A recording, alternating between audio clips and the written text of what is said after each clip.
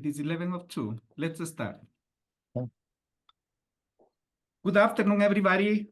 My name is Eduardo Ortiz, and I work for the Institute for Disability Research Policy and Practice in the Research and Training Division here at Utah State University. And I would like to welcome all of you to another community of practice organized by Multicultural Disability Network and Training, Multinet, that seeks community integration and inclusion of people with disabilities from multicultural backgrounds. The intersectionality of disability and diversity includes many factors such as race, ethnicity, age, rural frontier geographies, gender and gender identification, health literacy, SES, socioeconomic status, among other cultural elements that create a complex context that needs expanded conversation like the one that we are going to have today, and learning opportunities such as this community of practice activity. As part of Multinet work, we have developed at the IDRPP other products, and I invite you to look at the link placed in the chat. We are gonna place here in this in the chat space. Today, I am very excited because we have the privilege to have Dr. Harold Foster, who will present an American Indian perspective on disabilities with an understanding of Native culture. Dr. Foster has 36 years of educational experience, both as a teacher and a school administrator. As an educator, he brings a wealth of knowledge to his audience, while his association with the students, communities, state agencies, college universities, and tribal education have been cordial and significant. His professional work has been recognized by many American Indian educators that infuse native language, culture, and native learning styles into the context of teaching and learning. He presently serves as the American Indian Education Specialist at the Utah State Board of Education. And I keep learning from so many things that Dr. Foster has been doing. His undergraduate degree from the University of Arizona and his advanced degrees are from Brigham Young University. In addition, Dr. Foster has received many prestigious awards as a former athlete, teacher, coach, and school administrator. He was a recipient of the Dr. Martin Luther King Humanitarian Award in Utah and was inducted into the National American Indian Athletic Hall of Fame and Central Arizona Athletic Hall of Fame, and has been honored by the Utah State Board of Education for his employment. So many things, Dr. Chuck, that you bring us and you are going to share with us, and we are very excited. Before you start, I just want to remind you some ground rules for this community of practice. First, I would like you to invite the audience to introduce briefly in the chat so we could know a little bit about you, including your name, your organization that you represent, and your role. Also, please keep your microphone mute during the presentation. 3, remember this community of practice group is here to discuss, not to debate or argue. Also, any discussion should be focused and avoid side-deviated conversation. Keep an open mind and be open to learning something new. Be respectful of others. Remember, listening is as important as talking, and avoiding making assumptions. And finally, ask questions politely to gain understanding and clarity.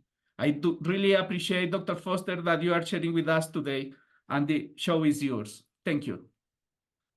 Hey, well, that's a great introduction. I don't know if I can live up to that. Yeah, greetings, everybody. I have a screen here, a shot of an Avo greeting, which is Yat-e. Yat-e is hello. And there's different ways we could use that. Yat-e bine, that means good morning. And we would also say Yat-e shen'ao, that means good afternoon. So in this case, I guess I'll use both terms because we don't know where you're at and where you're located. And today, I'm going to talk a little bit about the American Indian perspective of disabilities with the understanding of Native culture, because oftentimes that we find ourselves in a dilemma in terms of our patients In my case, it was students, uh, community, parents, and the social workers in the area, and the Indian Health Services, on the reservation. I'll get a little bit more talking about my background and the culture that I'm coming from. But I think this is a good introduction in terms of what I like to present. Um, you know, um, we find demographics for the American Indian Alaska Natives today. And at the bottom left-hand corner is probably the most significant to understand, as I believe that if you understand the American Indian and their demographics, location, some of the uh, trials, if you will, they go through, you'll understand much more about the population plus the patients that you're serving. In some cases, it's if you're a teacher, much more understanding of your students. At the bottom left-hand corner, which I have in bold letters, is the American Indian tribes in Utah, not in Utah, but in the United States. We have 574 American Indian tribes in the United States. And of course, you have 223 from the Alaskan groups. Now, some of the American Indian tribes are not fully recognized by the federal government, although that they were first Americans in America or United States. I don't know, there's some type of, I feel, backward thinking on that, but 574 federally recognized Indian tribes. And you also have students who are federally recognized, and certain students are not federally recognized.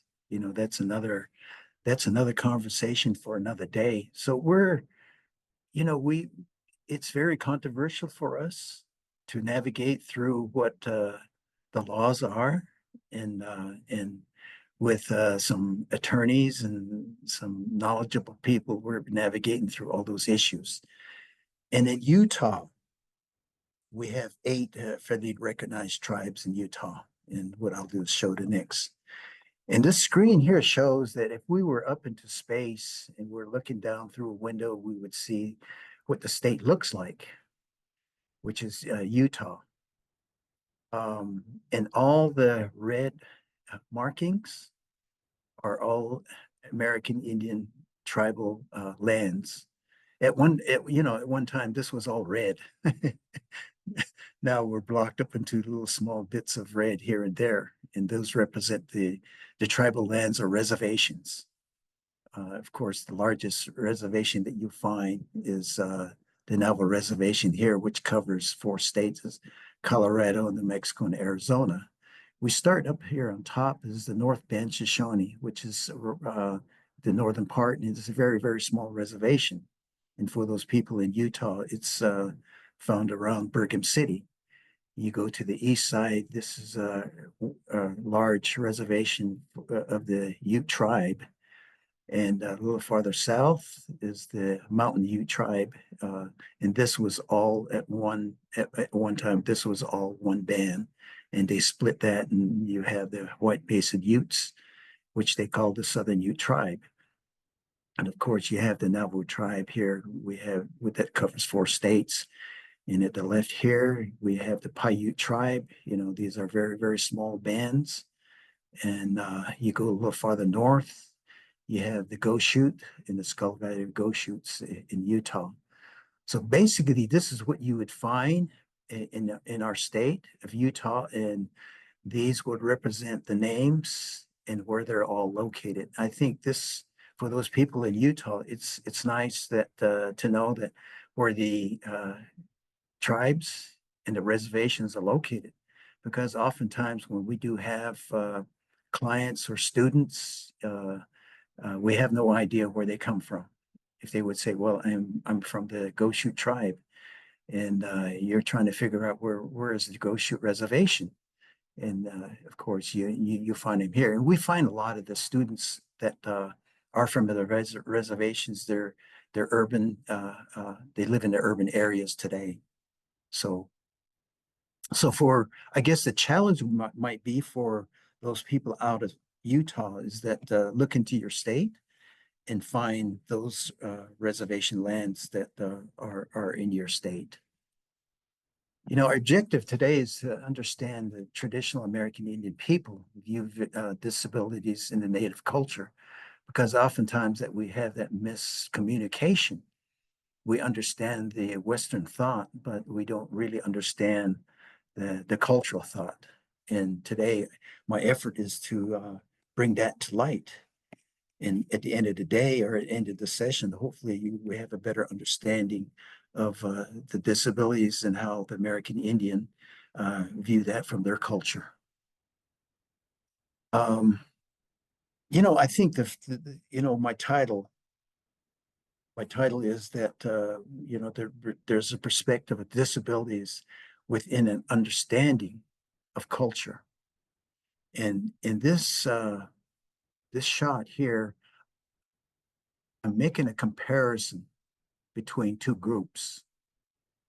It's the American Indian and the white group. And it even becomes controversial with the name American Indians. Let me give you some examples here. Before 1492, we were referred to as the people. You go to any Indian tribe in the United States and you ask a tribal member, what were you called before 1492? And they would refer themselves as the people. But after 1492, our name changed. The name changed to Indian because, you know, we had a gentleman from across the water, you know, he mistakenly landed on some land that uh, were occupied already. And he thought he landed in India. Actually, he landed in, you know, the off islands of Florida. And through those years now, we were referred to as Indians for the longest time, maybe 200-300 years. And around the 1800s, now we've become American Indians because that's tied to the Constitution through treaties. So if you look at the writing of the American Indian during that time, you find that there was a special relationship that was established through treaties using sovereignty as their base between the American Indian and the U.S. government. That clause is continued today. So time goes on. Around the, I guess, the year, the 70s, the 80s, our name changed from American Indians to Native Americans, because we find that during that time we had a lot of American Indian graduates that pursued higher education. So in that higher education atmosphere, the name Native Americans, they were a standout. They are a little bit more educated. They're a little more wanting to know what the treaties were all about. They're pursuing their professions. So that name, the Native Americans, now was attached to them. Years later, now we've become First Nations. The First Nations now you know, it's a mark that was given to us. It's a name that was given to us, and you know, we live with that for another maybe 10 years, and the years go on. Today we find that uh, the name that is we we're associated with today is indigenous.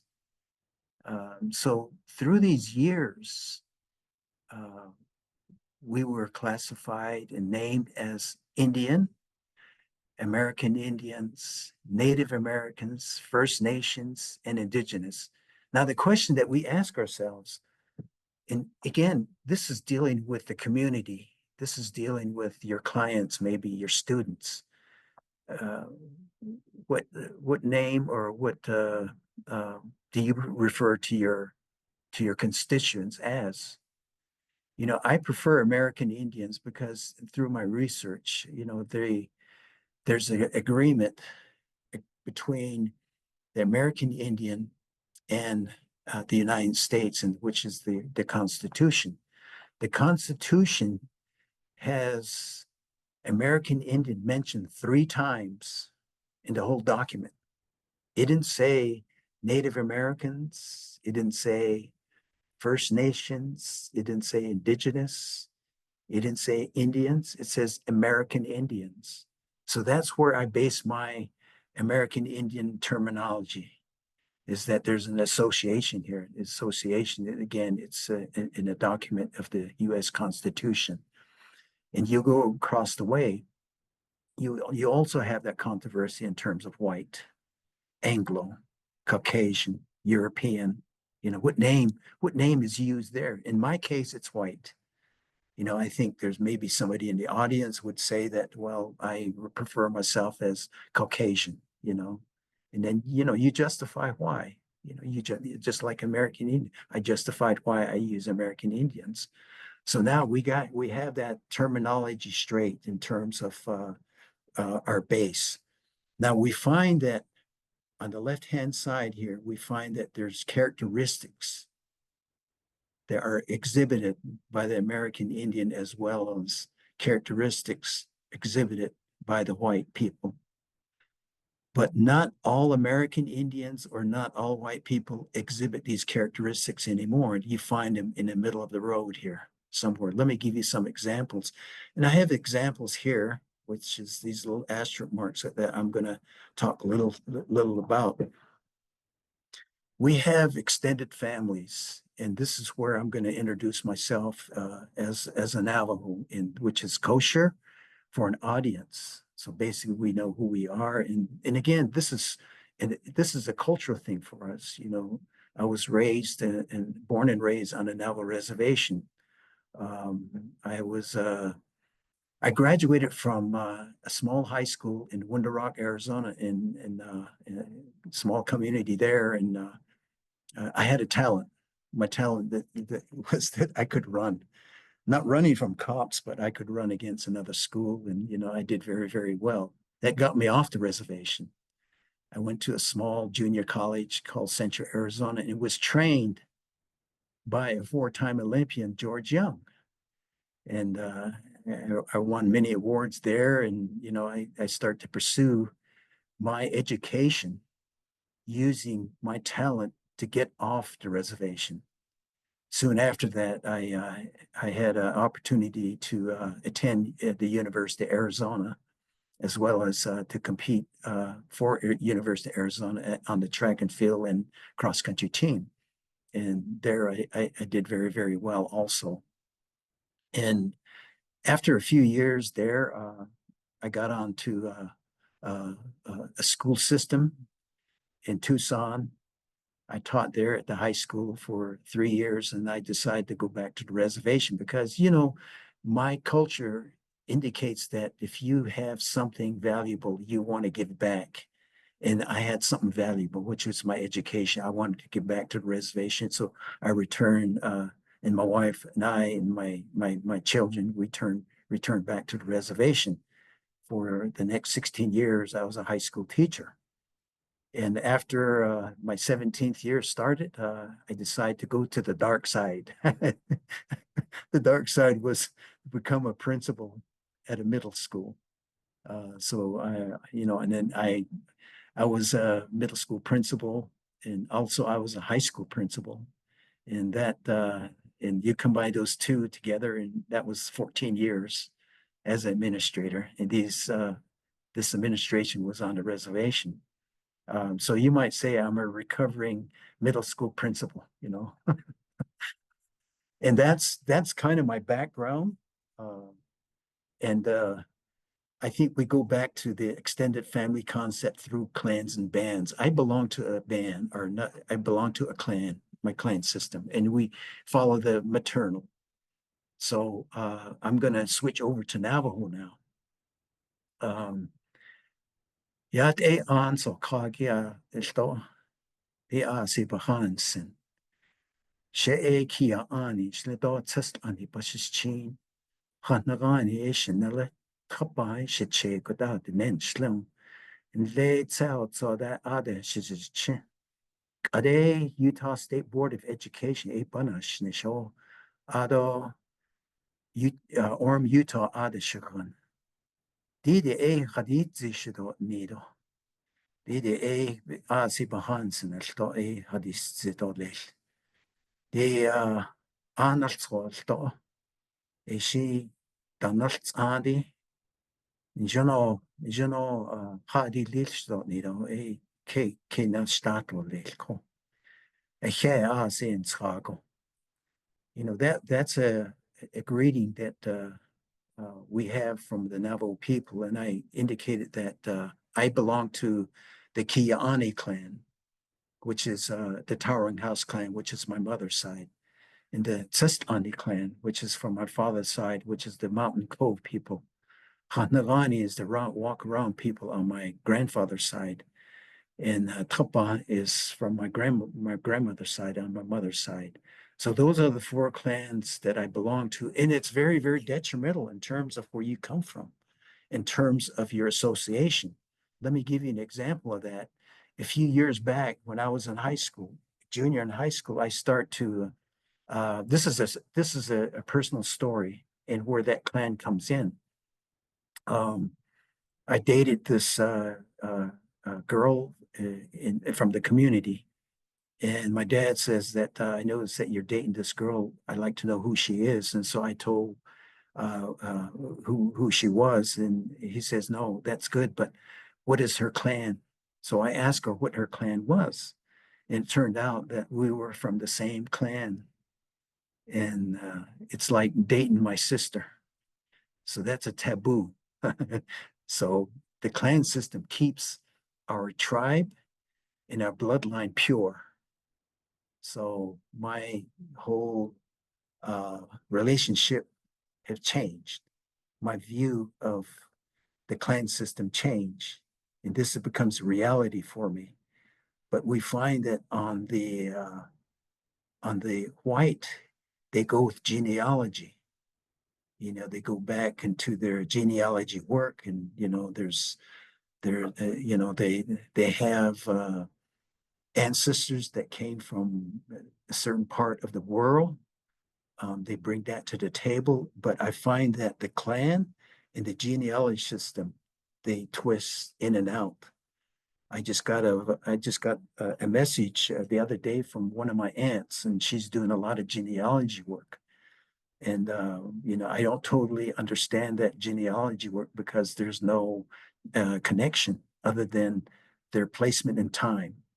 But for the clans, it's a it's a relationship. It's a uh, it's something that we identify ourselves with your mom and dad, your aunts and uncles, brothers, sisters, all your relatives. So that's basically how the clan works for us. And I think there's a lot of times that we do have students, clients that are American Indians. They're either in the clan system or a band system. And sometimes that's really nice to know before your conversation will continue. And there's another significant mark here is that the avoid eye contact. And the opposite of the white is that it's a direct contact. And I think we go both ways here. And I find this quite a bit with the avoid contact, especially with the younger students. And the question is that why is it that they don't look a person at the contact of the eyes? Because they have the respect for you. They show respect by not having the eye contact. But the opposite on the white and the Western thought is that you have to have that eye contact. And sometimes that eye contact, there's some type of guilt. You know, if you don't have that eye contact, they think that you're guilty of something. It's really not that. It's a cultural thing. And we find this oftentimes with not so much with adults. You know, I think the adults are a little bit more experienced with the dominant society. That if you are interviewing for a job, or if you're uh, in a market, or if you're around and about with the dominant society, you know, there's eye contact, and that, and again, they're jumping on both sides of the fence, if you will, and they do that well. Um, so this is a this is a good thing. You know, preservation of a culture. Plus that you understand how that culture works. Um, Let me just throw something in here down at the bottom here, the face-to-face consultation.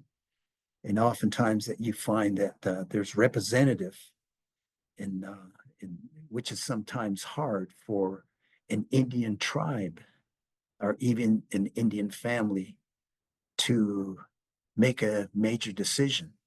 If there's a major decision that was made, they like to have that face-to-face consultation.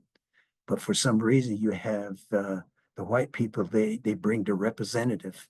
And sometimes with the, as a whole group, the Navajo, or like with a American Indian tribe, they says, well, that's good that you have a representative here, but we want to talk to the person who's actually a decision maker. And I used to find this, I used to run across this quite a bit, counseling and having families come in. When I have that face-to-face consultation, the family and the community we may have an aunt or an uncle or a brother or sister that would come in instead of the mom and the mom or the dad. So you know that I understand that. So you know that's just kind of a sidebar conversation that we have here. We also have a couple more asterisk marks here that would kind of distinguish the cultural piece. Questions for cultural identification, and there's no question about a cultural identification. And oftentimes that the identification with culture is related to our clan, and sometimes that clan is really not expressed. Now, sometimes we question the question may come up is that what happens if the student does not know their clan, or the family does not know their clan, you know? And then I think that's a conversation that you guys can basically come up with in terms of how to answer that. It may be a part where you may have to help with this process. But I think that identification of a cultural people, understanding that, and you know, we can probably carry this on to a national dilemma with mascots, where there's questions about cultural identification. Let me give you one that happened, but they changed the name with Redskins, as opposed to no question about cultural identification. There was no consultation with any tribe. They just named the name of a football team with that name, and the tribal people in the United States are questioning that identification. You know, we're not mascots. We're American Indian people. Specifically, we're a tribe. So that becomes controversial. And we had two or three incidences that happened here in Utah with this mascot issue. Um, we get down to this, you know, the second asterisk mark is to respect other religions. And, you know, oftentimes that we find that um, interesting. Uh, and the other is on across the way, you have convert. You convert to other religions. And it was quite interesting about that. Let me just give you an example. My dad, my dad was a Navajo code talker. For those people who know who they are, you know, they used their Navajo language during World War II.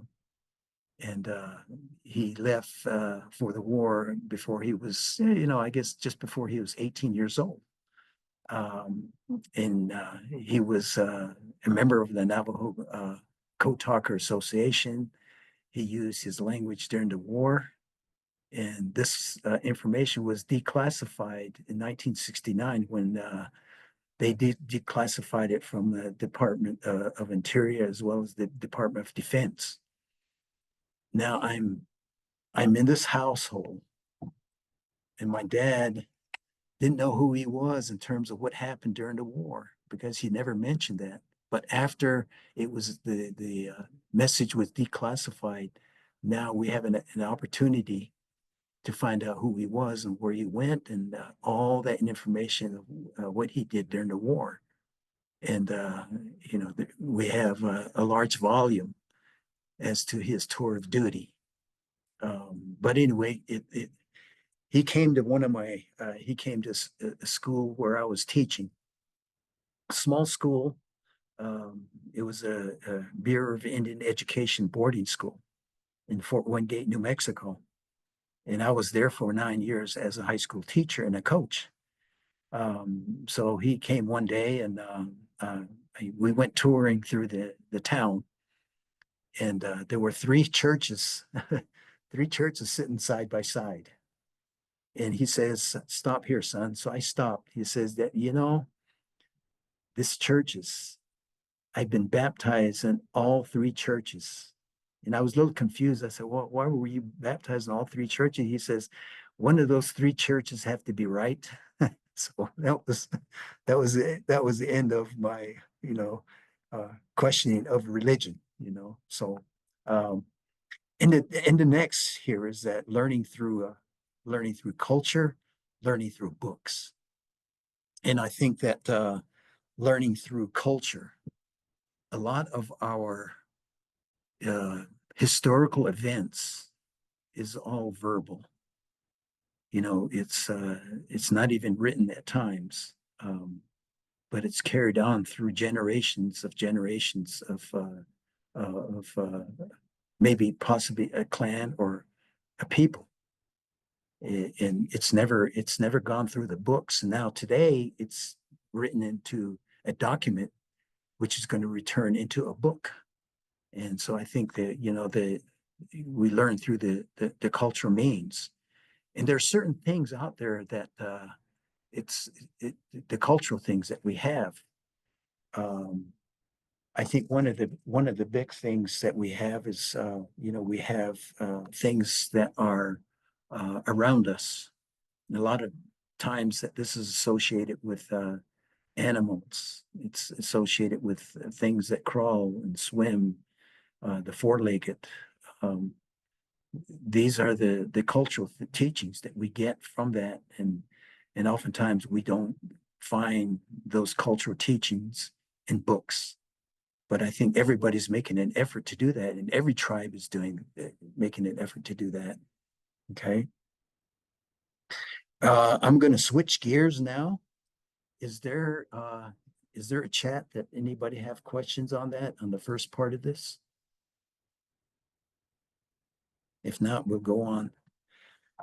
Now, this is the a perspective of disabilities, a traditional native approach with a Western approach of thought.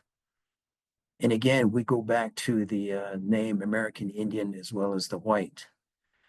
And oftentimes that we find this dilemma with what we have, and oftentimes again we meet in the middle somewhere, and sometimes we're at the extremes, and what we're as we see disability, we try to diagnose the disability as to why. We try to diagnose that as a cause and effect. We diagnose by confronting it, and we have to have some type of solution. And sometimes, we don't do any of the three.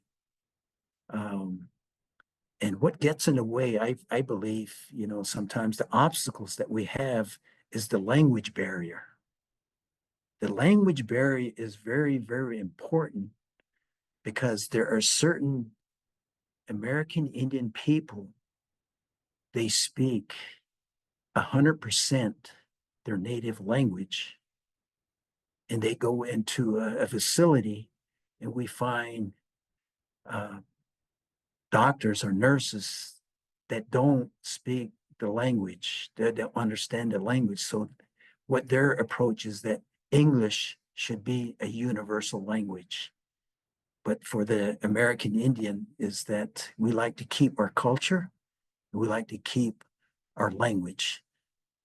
Now, from that language barrier, we have the vocabulary that we use. The vocabulary usage is also difficult because we have academic language, we have medical languages, and sometimes these languages are terms used which it doesn't register with the native language because oftentimes that some words in English is undescribable in the native language and vice versa. Um, and there's no terms oftentimes in the native language. And now we have to use it as a descriptive. We have to describe it. So I think this language barrier sometimes it causes an issue, um, as opposed to English should be used and it should be a universal language, and that's where some of the skepticism, trust, uh, comfortable, harmony, all that it starts to come into play. Um, we also have our next is this view of the holistic. The holistic view is viewed a little bit different as opposed to linear or part to whole. Let me give you an example of this. The American Indian, they view the holistic view as the mental, emotional, social, psychological, physical, and the spiritual well-being that makes the person a whole person. But we get to the to the dominant white society, it's more linear. They go part by part and get to the whole later.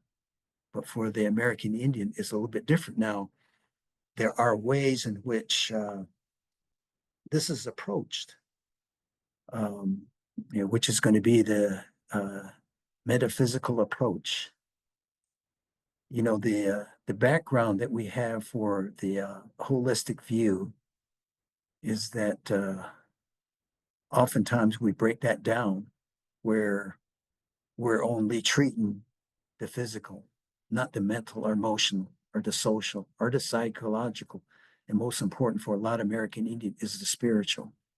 And sometimes we uh, we uh, uh, we address the emotional portion, we address the social portion, but leaving out all the other parts. But for the American Indian, it's more holistic. Now we get into the metaphysical approach, which is basically a spiritual approach to this and using the holy man, the medicine man on the reservation. Because again, the medicine man is looking at the whole person, not by the parts. That medicine man is looking at the situation as to how the mental and emotional fit together, as opposed to the part. The medicine man is looking at the ways in which what was the cause and what was the cause and effect.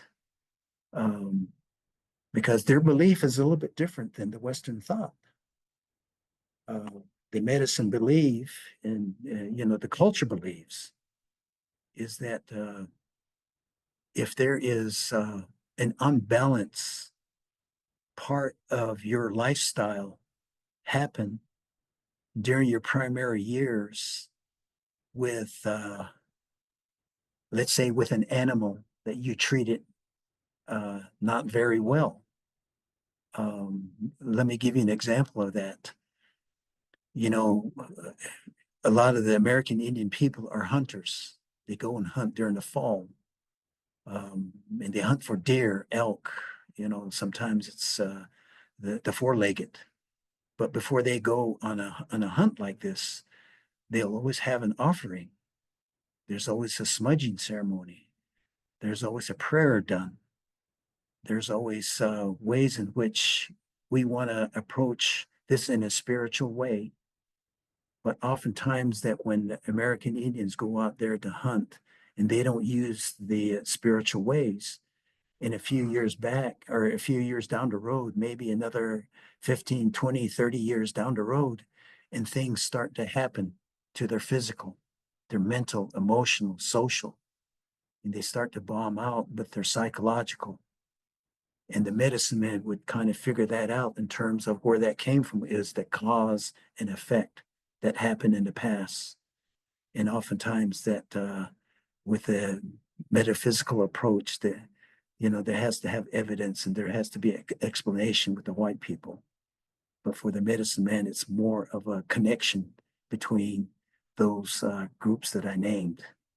And these ceremonies, they're spiritual ceremonies, because with the American Indian, we believe that the spirituality is the tie to all of these elements, because the spirituality, includes ceremonies, the use in your, use such as the Sundance, the Sweat Lodge ceremonies, the tobacco ceremonies, the Anime ceremonies, the Native American church ceremonies. These are just a few that are out there that helps the individual. And although that this person may be disabled in an area, that those ceremonies would bring comfort. It would bring comfort for that person to live that type of lifestyle. And I think the solution for all of this is that you live a little bit more harmonious life, which is here. It's the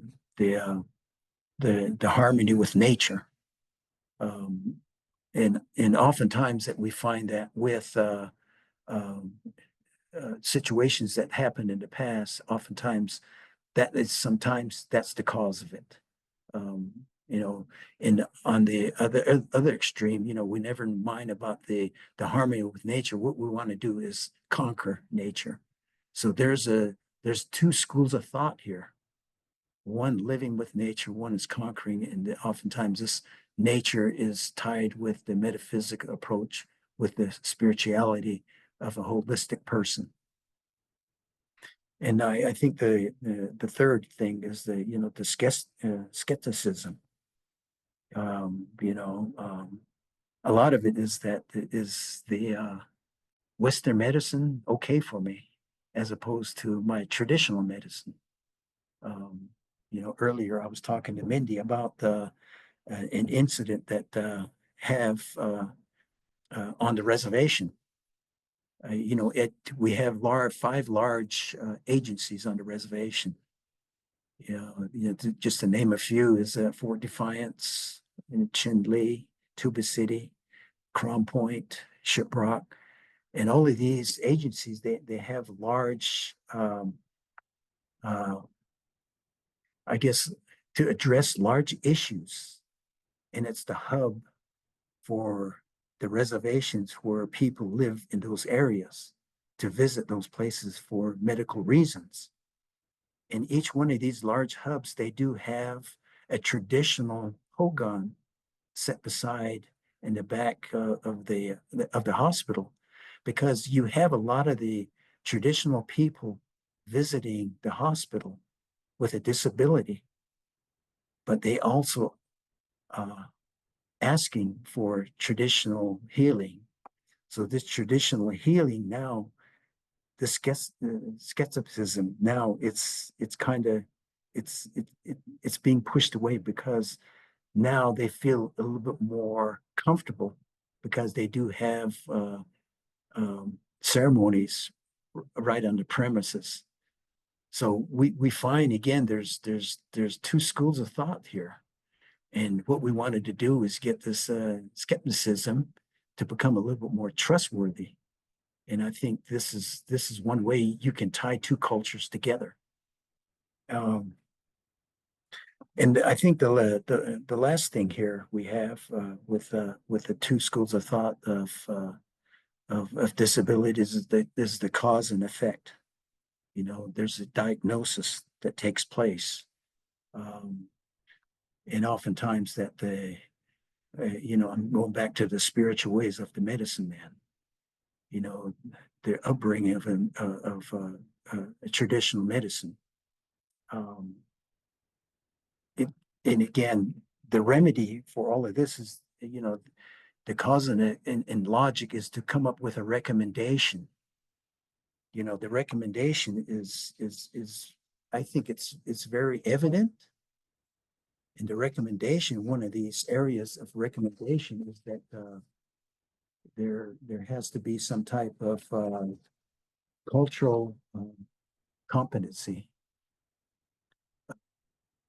The cultural competency is very, very important, because if a person of a disabled person from American Indian descent who's very, very traditional is meeting a lot of obstacles, that person has to have some type of trust. And the trust may be that the recommendation would be to the person who's receiving that individual have some type of cultural competencies in a culture. In this case, is American Indian culture. Have competency of their demographics, the holistic view. Sometimes, you have to almost beat the bushes as to how much information should I get from this, and how much of this information should I share. I think another understanding is that understanding the demographics. The demographics meaning that the American Indian people coming from a local reservation, or the urban Indian coming from a city. See, I think there's some type of understanding there, but you can always say that the American Indian will always be tied to the land, and that land is oftentimes on a reservation. And I think the third thing is that the question is that the strength base, and I tie that back to their spirituality, because I think everybody's spirituality is important. For American Indians as well as myself is through stay connected with the ceremonies that I was brought up in. So I think these approaches are things that we as professionals are to understand. We as professionals have a perspective of where the American Indian are coming from, have an understanding in terms of what we can offer to make that individual become much more comfortable, and to do something that is it brings meaning to your patient, if you will. So this is I think this is a and this is not only one approach. This is a lot of approaches here. This is not absolute here. This is just only one perspective.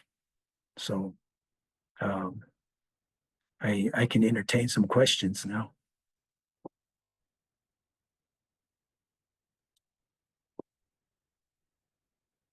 Thank you, Dr. Foster. You gave us a lot of information to reflect.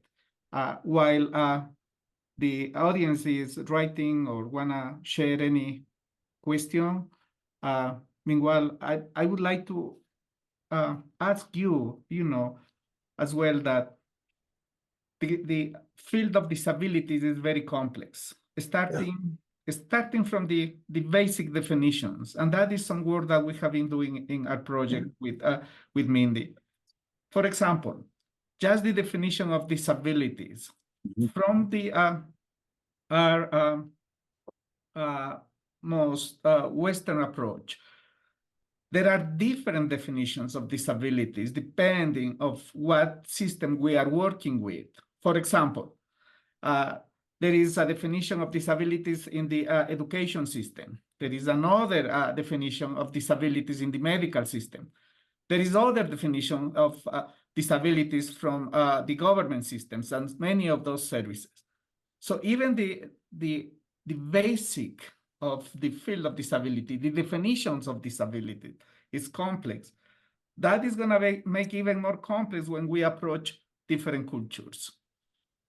Do you have any comment about how to deal this intersection between uh, Native American culture or American Indian culture with this complex field that I am just um, saying? That's a very, very good question. In the we get back to this language barrier. In the Navajo way, is that means that in the English way of expression, there's an issue. There's a blockage. It's not it's not free flowing. There's an issue with that free flowing lifestyle. So that issue now is going to be taken up by what is the cause and effect of that. But is that there's a blockage, there's an issue. Now, how are we going to overcome that to make you much more comfortable? Although they may not have um, a, a total solution for that, but they'll make have that person much more comfortable of that issue or blockage. Um, it's again, we go back to I feel that we go back to the language barrier because there are terms used in the English way, the English language, and it's not interpreted in the native way. In the native way, we have to describe it.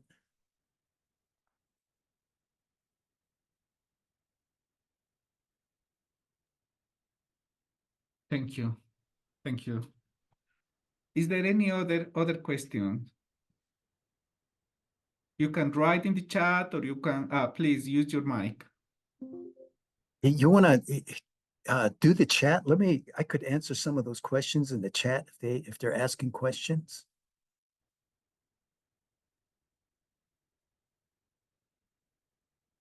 I was looking at the chat and I didn't Okay. find any question yet.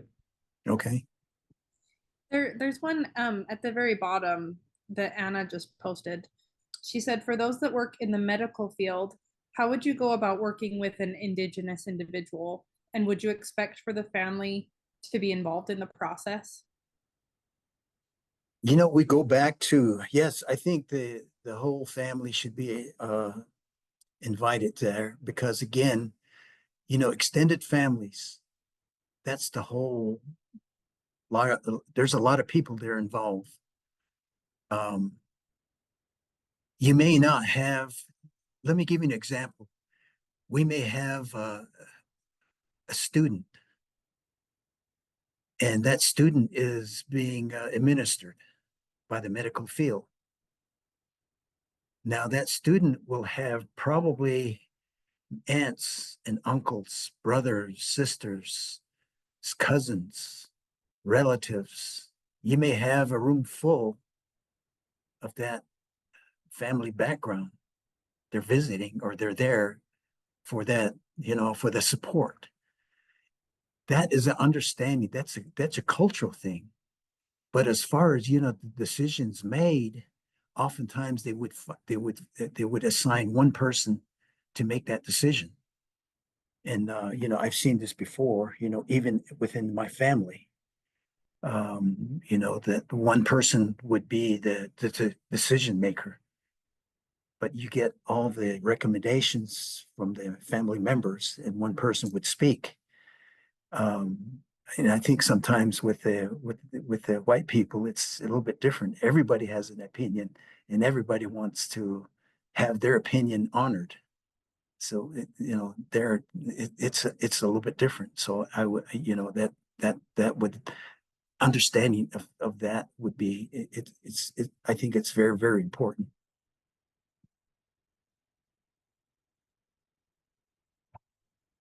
Thank you, Dr. Foster. There is another question. Can you please talk about the education of students with disabilities on reservations or within the hubs that you mentioned? Yeah, you know that it's kind of really interesting that I have some I brought up some I looked at some statistics. The disability in schools, you find that many of American Indian students are diagnosed as special education. They're diagnosed with learning disabled. They're diagnosed with HDHD. They're overly diagnosed, I believe. And I think it's because the student and the families really didn't understand the language that was being expressed. And it's sad to say that in a school we overdiagnose students with some type of disability. And you know, I think that's not good, because that I guess that label, if you will be carried with that person for the rest of their life. You know, the school where I was at, I had at least maybe one or two education psychologists to review, to make sure that they review again and again until we get it right. Because at one school where I was at, we were overdiagnosed with some type of disability. And I come to find out, you know, it's just a few minor errors here and there, but they qualified them as special education. So that was corrected. And that correction takes a while. It took us almost a year and a half, almost 2 years to correct things like that. So, Well, it is always happen when we have so interesting and important sharing. Time flies. It's yeah, already the time, and I know that there are additional questions. I hope that we are going to follow up in the near future. Please answer those questions that are gonna pop up in your screens. And I wanna say, Dr. Foster, thank you very much again. Thank you for sharing your insights, your knowledge. That is gonna help us to understand better and to interact better in this field that we are interested to work. And yeah. Mindy, I don't know if you wanna say something else, and we can promote also our next products that we do have. Meanwhile.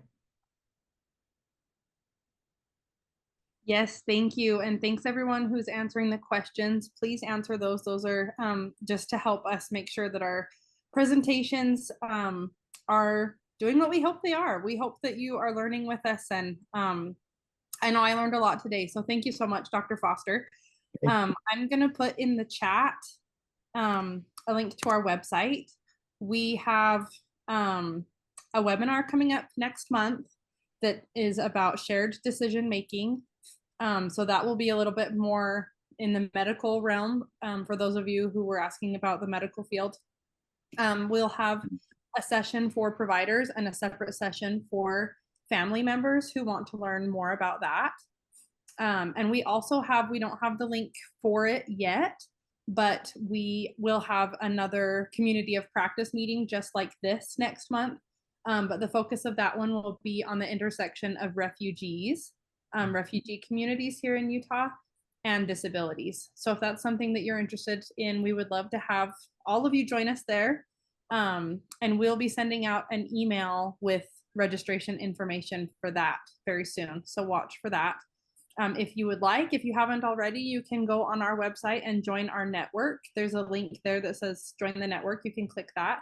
And we will be sure and be sending you information about upcoming events and other educational content that we are creating. And I think that's everything. Thank you so much. Are there any additional questions or last thoughts? Just for me, I'm looking through the chat and the names where they're coming from. I see a few of them are from the Navajo Reservation. They probably are familiar with the medicine man concept and the ceremonies. And some of the other I don't recognize. They're from higher ed programs, but I'm glad that they were here. So, hey, thank you. I'm seeing a couple of people that asked about connecting with you, Dr. Foster, and getting your slideshow presentation. Yeah. Mindy, did I send you? I didn't I? Yeah, you sent it to me. So if you're okay with Yeah, that, with all these people on the call today, you may want to send it to them, and yeah, I'd be happy to send that and out. My email is there somewhere too. Okay. Yep. I'll send that out to everybody. Okay. And then you can all get in touch with him. Yeah. Let's see. I see Rosemary Silversmith wants to make a quick comment. Yeah, very good comment. I see that. If you would like to turn on your microphone and comment, you can, or you can put it in the chat, whatever you're comfortable. I want to see that person's face too. So okay. It's a face-to-face consultation. You better turn on your camera too.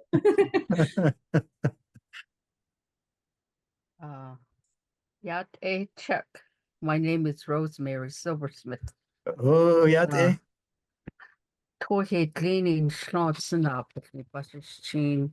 Nanisht as touching it as a shade okia on it as another. It's so say nasha. Oh, as kedani na nahata anil Sunday. Kaden hit seat they go. It's now. Yeah, thank you for the information you shared.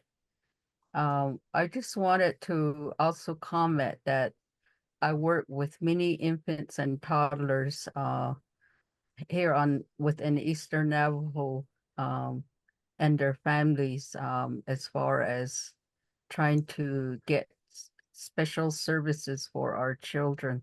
Oh. And I've been working closely with University of New Mexico Center for Development and Disability over the last couple of years. And I know they have, if you go to their university website and look up some disability terminologies written in Navajo, that's available. Although I've done a lot of advocacy work with families, sharing information about what they need to know as parents in working with various health and educational areas. So thank you for your overall presentation. It brings a lot of information that we share with families too. Although, yes, truly, we will never forget our culture, our language, and we always resort back to our traditional medicine man. Thank you. Oh, yeah. I see another Bernie Yazzie. Bernie Yazzie knows my my brothers. So it's good that you were here, Bernie. Dr. Yeah, Foster, oh, sorry. I was just gonna ask, someone on Facebook had asked me, let me pull up the email. I don't remember the name of the school, but they were wondering if you were principal of their school many years ago, and I wanted to ask you. What high school was that? I need to pull it up Okay. to see. I don't remember. Sorry, it was the Si Ho Tso Middle School. Oh yeah, I don't know San Middle School. That's in Fort Defiance. Yes, I was a principal at that middle school. That was you. Okay. Yep. Someone named John Droll asked. Oh yeah, John. I remember him. You do? John Droll. Yeah. That's Yeah. awesome. Somebody else Yeah. named Gary J reached out. And he said he was the cross country coach when I was a senior at Wingate and won the AAA state in the fall of '81. Yes. Yeah. Yeah. Now, who was that again? That was Gary. Sorry, now I just X'd out of it. Gary J. Is that what I said? Yeah. Yeah. Wow. It's bringing me flashbacks. I bet. Let me open that up one more time. Okay. Yeah, it was Gary J. that was at Wingate in '81. Yeah. 1981. Yeah. And then John Yeah. Droll was at the Si Ho Tso Middle School. Yeah, Winter Rock. Yeah. Yeah. Yeah. Well, this is great. Pretty cool. Lots of people Yeah. do it. Yeah. Well, for you. this. Yeah. It's a good day. Yes. I appreciate everyone who Yeah. has been on the call. Let's see, there's a couple other comments. Did you Yeah. see? Bernie Yazzie was saying my uncle Jimmy Skeet used to talk of you often. Yeah.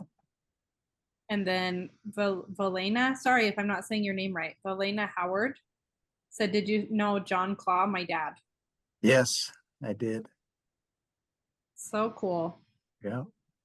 I guess I just had another question for Chuck. I work for a domestic violence shelter, and I'm just wondering, like, when working with Native, I'm Danette as well, but I'm more of urban Native, so I have kind of a barrier of my own that I'm trying to work through. And there's some things that, with like disabilities, intersecting with trauma, I have just questions on that aspect. Like, do you have resources? Can I reach out to you if I have questions, if I ever need assistance, or just a little more insight, really? Oh yeah, that's no problem. Matter of fact, my office address a few of those problems here in the Valley with school districts. And anytime that they have maybe a family member or a student, usually they'll invite me to the table. And it's just an awareness for everybody that the American Indians, in this case it was the Navajo, they see things a little bit different. Yeah. And when they see things a little bit different, their approaches will change as far as remedy or some of the solutions. And we give also at the beginning of the year, there's certain school districts I attend where I'll give professional development for those school districts, and a lot of it is basically it's a basic 101 culture class. That's amazing. Would you mind sharing those dates? Would I be able to attend? I work with our school district as well here in Grand County and San Juan County eventually. Yeah.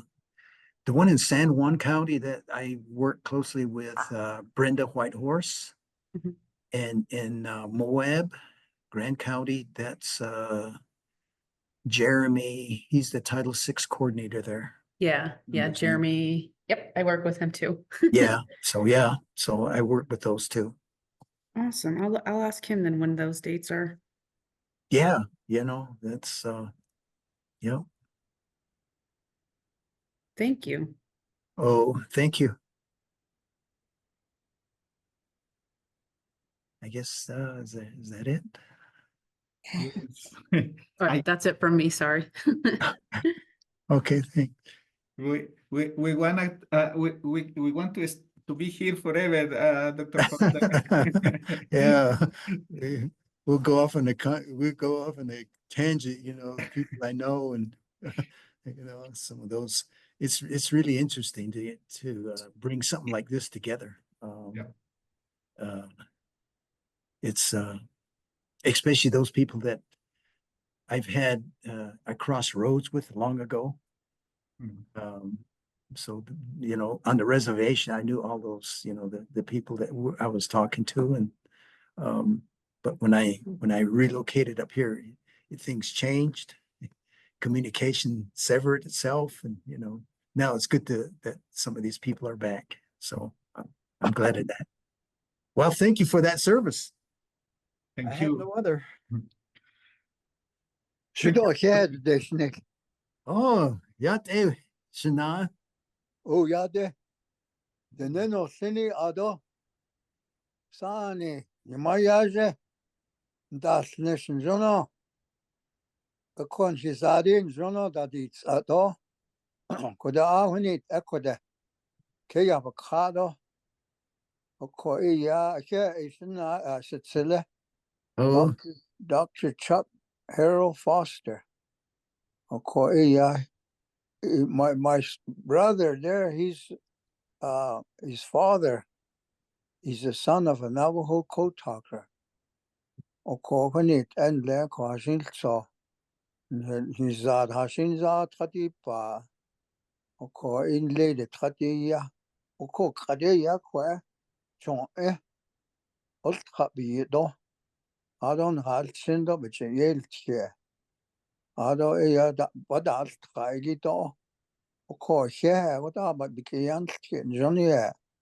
oh, I just want to thank my brother there for keeping the culture and heritage relevant in the area of education and in the area of our children that have disability. A long time ago, they used to call them handicap, but we as activists over here for special aid, we changed that word because that was a label that the school system used to put on our children in school, and that wasn't right. So we had to go to legislation in the state of Santa Fe over there in New Mexico to change some of this. So I want to thank you for that. Thank you. oh,